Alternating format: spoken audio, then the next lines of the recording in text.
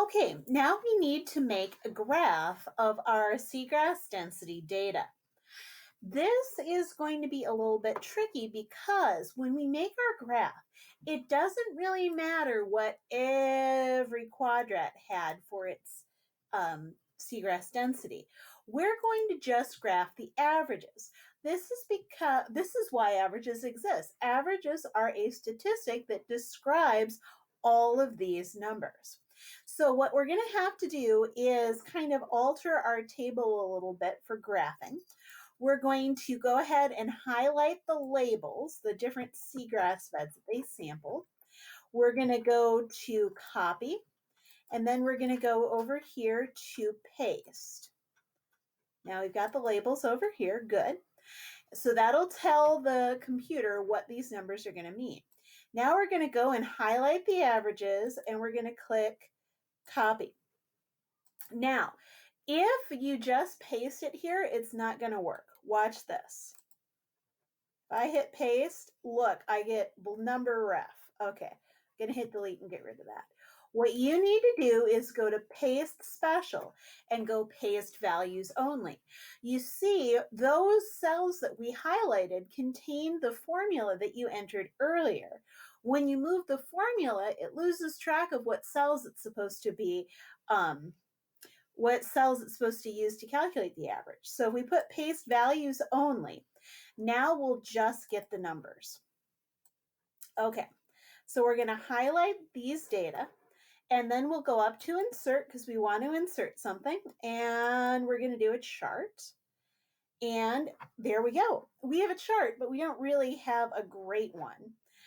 First off, we don't have any labels on the X and Y axes. So if we go over to customize, the first one is chart and axis titles. So the horizontal axis here, Idaho Flats upper, Idaho Flats lower. What were those? Well, you could call them seagrass beds. You could say that it was the site and the tidal height. I think seagrass beds works okay. Now we're going to go back up here, click on this arrow, and we're going to go to our vertical axis title. This tells your reader what these numbers mean. What are these numbers? Well, they're averages.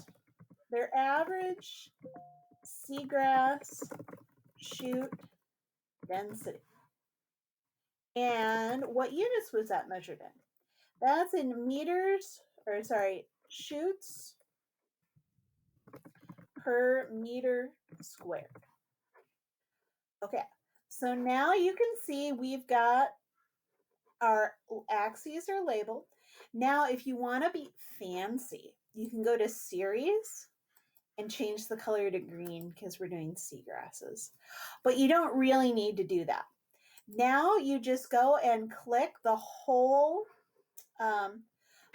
graph like this so that the outer box is highlighted. You're going to right click. Let's see. You're going to click on these three beans, and this is where you hit copy chart.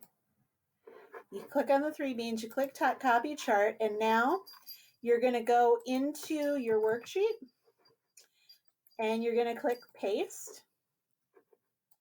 And now you've got the graph in here. This is great. So now you can rewatch this in order to remind yourself how to make this graph.